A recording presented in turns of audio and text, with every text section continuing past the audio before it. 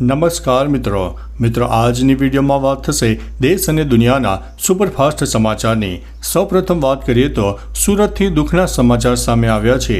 વીજળી પડતા મહિલાનું મોત થયું છે। સુરતમાં સવારથી વરસાદી માહોલ હતો, તેવામાં વીજળી પડતા મહિલાના મોતના સમાચાર સામે આવ્યા છે। ઓલપાડમાં ખેડૂત મહિલા પર વીજળી પડતા મહિલાનું મોત નીપજ્યું છે। ખેડૂત પરિવારમાં શોકનો માહોલ છવાયો છે। ખાસ કે હવામાન વિભાગની આગાહી વચ્ચે સાવચેત રહેવું ખૂબ જ જરૂરી છે। રાજ્યના અનેક વિસ્તારમાં ગઈકાલે પણ વરસાદ ખાબકી ગયો હતો। હજુ પણ આગામી એકાદ અઠવાડિયું ગુજરાતના અનેક ભાગોમાં છૂટોછવાયો વરસાદ તો કોઈ જગ્યાએ ભારે વરસાદ પણ થઈ શકે છે।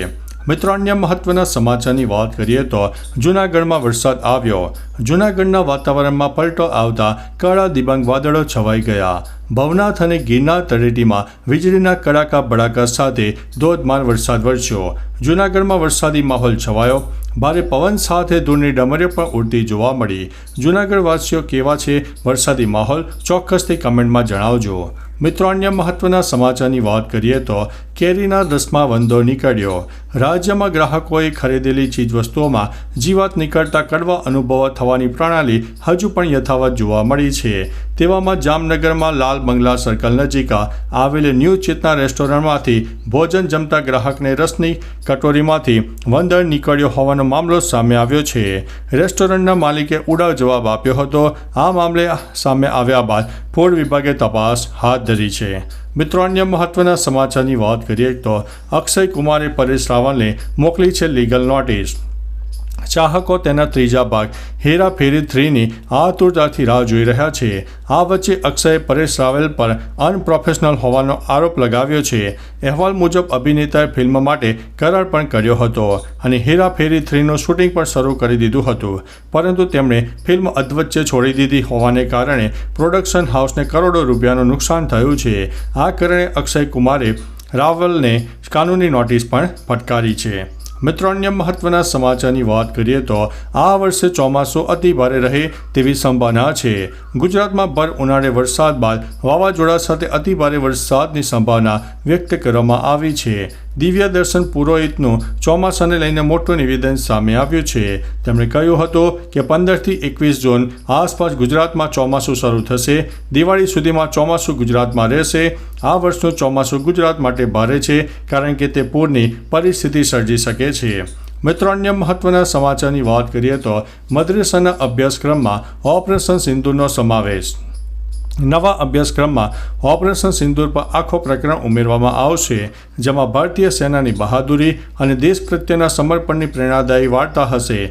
રાજ્યમાં 451 રજિસ્ટર મદ્રેસામાં 50,000થી વધુ વિદ્યાર્થીઓ અભ્યાસ કરે છે, જેમને હવે દેશભક્તિથી ભરેલા ઇતિહાસથી પરિચિત કરાવાશે। સરકારના આ પગલાંને રાષ્ટ્રવાદ સાથે જોડવાની દિશામાં એક મહત્વપૂર્ણ પ્રયાસ પણ માનવામાં આવી રહ્યો છે। મિત્રો, અન્ય મહત્વના સમાચારની વાત કરીએ તો માવઠાએ ખેડૂતોની હાલત બગાડી નાખી છે। સુરત જિલ્લામાં મોટી સંખ્યામાં ખેડૂતો ડાંગરની ખેતી કરે છે। કમોસમી વરસાદ અને માવઠાના કારણે તેમની આખા વર્ષની મહેનત નિષ્ફળ ગઈ છે। પરિસ્થિતિ એટલી વિકટ છે કે ખેડૂતો પોતાનો પાક બચાવવા માટે રાત દિવસ મહેનત કરી રહ્યા છે। સુરત જિલ્લાના ઓલપાડ કીમ સ્ટેટ હાઈવે આવ્યા છે। તેઓ વાહનોની અવરજવર વચ્ચે પણ રાત્રે ડાંગર સૂકવી રહ્યા છે। ખેડૂતો રાત્રે પણ પોતાની ડાંગરની રખેવાળી કરે છે, જેથી કોઈ ચોરી ન કરે। મિત્રો, અન્ય મહત્વના સમાચારની વાત કરીએ તો પાકિસ્તાને ફરી એકવાર ભારતને આપી છે ધમકી। પાકિસ્તાનના પીએમ શાહબાઝ શરીફે ખોટી બહાદુરી દેખાડવામાં પાછા પડતા નથી। તેમણે ફરી એકવાર ભારતને ધમકી આપી છે। પાકિસ્તાન ન્યૂઝ વેબસાઇટ ડોન અનુસાર પોતાની નૌકાદળની પ્રશંસા કરતા શાહબાઝ શરીફે કહ્યું કે જો પાડોશી દેશ ભારતે તેના કાફલાનો ઉપયોગ કરીને પાકિસ્તાન હુમલો કરવાનો પ્રયાસ કર્યો હોત તો અમે પણ યોગ્ય જવાબ આપ્યો હોત। ઓપરેશન સિંદૂર વખતે પાકિસ્તાન નૌકાદળે યુદ્ધ કવાયત શરૂ કરી હતી। મિત્રો, અન્ય મહત્વના સમાચારની વાત કરીએ તો ડુંગળીના ભાવ 60 પૈસે કિલો। ખેડૂતો 80 વીઘા ઊભા પાકમાં ટ્રેક્ટર ફેરવ્યું। ભાવનગરના મહુવા માર્કેટિંગ યાર્ડમાં 1 કિલો સફેદ ડુંગળીનો ભાવ 60 પૈસાથી લઈને ₹1 બોલાઈ રહ્યો છે। આ ભાવ સાંભળીને જગતના તાતના પગ નીચેથી જમીન સરકી ગઈ છે। મજાક સમાન ડુંગળીના ભાવ મળતા ખેડૂતોને મોટી આર્થિક નુકસાની ભોગવવાનો વારો આવ્યો છે।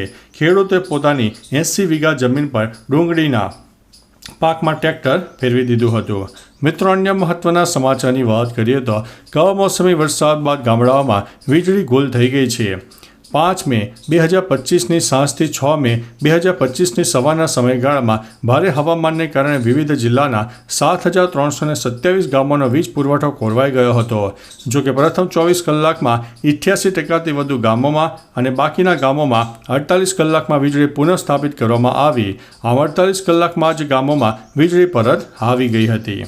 મિત્રો, અન્ય મહત્વના સમાચારની વાત કરીએ તો ઓપરેશન સિંદૂર બાદ પીએમમાં પ્રથમવાર ગુજરાત આવશે. વડાપ્રધાન 26 અને 27 મેના રોજ ગુજરાત આવશે. 26મી તારીખે કચ્છમાં માતાના મઢ, ભુજ અને નલિયા એરફોર્સની મુલાકાત લે તેવી શક્યતા છે. 27મીએ ભુજના મિર્ઝાપુર રોડ પર જાહેર સભાને સંબોધિત કરશે. 27મી તારીખે દાહોદમાં રેલવેના લોકોમોટિવ એન્જિન પ્લાન્ટનું પીએમના હસ્તે લોકાર્પણ કરશે. આ પ્લાન્ટનું 20 એપ્રિલ 2022ના રોજ ખાતમુહૂર્ત કરવામાં આવ્યું હતું. મિત્રો, અન્ય મહત્વના સમાચારની વાત કરીએ તો ગૂગલ ક્રોમ યુઝર્સ સાવધાન થઈ જાઓ, સરકારે એલર્ટ જારી કર્યું છે. ભારતની સાયબર સુરક્ષા એજન્સી CERT-INA ગૂગલ ક્રોમ બ્રાઉઝરમાં ગંભીર સુરક્ષા ખામીઓ શોધી છે. સાયબર ગુનેગારો આ ખામીઓનો લાભ લઈને વપરાશકર્તાઓને નુકસાન પહોંચાડી શકે છે. હેકર્સ તમારી સિસ્ટમ અને પર્સનલ ડેટા ચોરી શકે છે. એજન્સીએ ગૂગલ ક્રોમને તાત્કાલિક અપડેટ કરવાની સલાહ આપી છે. આ એલર્ટ ખાસ કરીને વિન્ડોઝ, મેકઓએસ અને લિનક્સ યુઝર્સ માટે જારી કરવામાં આવ્યું છે. મિત્રો, અન્ય મહત્વના સમાચારની વાત કરીએ તો ચીન અને થાઇલેન્ડ પણ એલર્ટ મોડ ઉપર આવી ગયું છે. ચીન અને થાઇલેન્ડની સરકારો પણ કોવિડ અંગે સતર્ક બની ગઈ છે. ચીનમાં રોગની તપાસ માટે જતા દર્દીઓમાં કોરોના વાયરસના કેસ બમણા થઈ ગયા છે. લોકોને બૂસ્ટર ડોઝ લેવાની સલાહ આપવામાં આવી છે. Chinese centre for disease and પ્રિવેન્શનના ડેટા અનુસાર કોવિડ લહેર ટૂંક સમયમાં તીવ્ર બની શકે છે. તેમાં થાઇલેન્ડમાં 2 અલગ અલગ વિસ્તારોમાં કોવિડના કેસોમાં ઝડપથી વધારો થયો છે. મિત્રો, અન્ય મહત્વના સમાચારની વાત કરીએ તો ગુજરાત ATSને મળી છે મોટી સફળતા. પહેલગામ હુમલા બાદ ભારતમાં રહેતા પાકિસ્તાની જાસૂસો પર કાર્યવાહી હાથ ધરવામાં આવી છે. આ દરમિયાન દેશની અંદર કેટલાક લોકો પકડાયા છે જેઓ પાકિસ્તાન માટે જાસૂસી કરી રહ્યા હતા. યુટ્યુબર જ્યોતિ મલ્હોત્રા, નોમાન ઇલાહી જેવા અનેક જાસૂસો વિરુદ્ધ કાર્યવાહી કરવામાં આવી છે. ગુજરાત ATSએ મોટી કાર્યવાહી કરી છે. સાયબર ટેરરિઝમ ગુનામાં એક વ્યક્તિની ધરપકડ કરવામાં આવી છે જે દેશ વિરોધી પ્રવૃત્તિ કરતી હોવાનું સામે આવ્યું છે. મિત્રો, અન્ય મહત્વના સમાચારની વાત કરીએ તો કચ્છમાં 140 દિવસમાં 2.87 લાખ શંકાસ્પદ તાવના કેસ મળી આવ્યા છે. કચ્છમાં 140 દિવસમાં 2.87 લાખ તાવના કેસ સામે આવી ચૂક્યા છે. તેમાં મોટાભાગના કેસ વાયરલ ફીવરના હોવાનું જાણવા મળ્યું છે. જ્યારે મેલેરિયાના માત્ર 17 કેસ નોંધાયા છે, જેમાં 2 ઝેરી મેલેરિયાના કેસોનો પણ સમાવેશ થાય છે. આ સિવાય 13 કેસ ડેન્ગ્યુના પોઝિટિવ સામે આવ્યા છે. કોલેરા કે ચિકનગુનિયામાં એક પણ કેસ નોંધાયા નથી. મિત્રો, અન્ય મહત્વના સમાચારની વાત કરીએ તો ડીસામાં મનરેગા જેવો રેન બસેરા કૌભાંડ સામે આવ્યું છે. ડીસામાં આયોજન મંડળની ગ્રાન્ટમાંથી વર્ષ 2019થી વર્ષ 2023-24ના સમયગાળામાં મંજૂર થયેલા 10 રેન બસેરા પૈકી એક પણ બન્યા ન હોવા છતાં આશરે 36 લાખ રૂપિયાની રકમ ચૂકવી દેવાઈ હોવાનું કૌભાંડ સામે આવ્યું છે. જેને લઈને તંત્ર હરકતમાં આવ્યું છે. જિલ્લા વિકાસ અધિકારી દ્વારા ડીસાના તાલુ વિકાસ અધિકારી એટલે કે TDO જય ચૌધરીને આ મામલે તપાસનો આદેશ આપવામાં આવ્યા છે. તો ચાલો મિત્રો, ફરીથી દેશ અને દુનિયાના સુપરફાસ્ટ સમાચાર લઈને મળતા રહીશો. ત્યાં સુધી અમને રજા આપશો. નમસ્તે.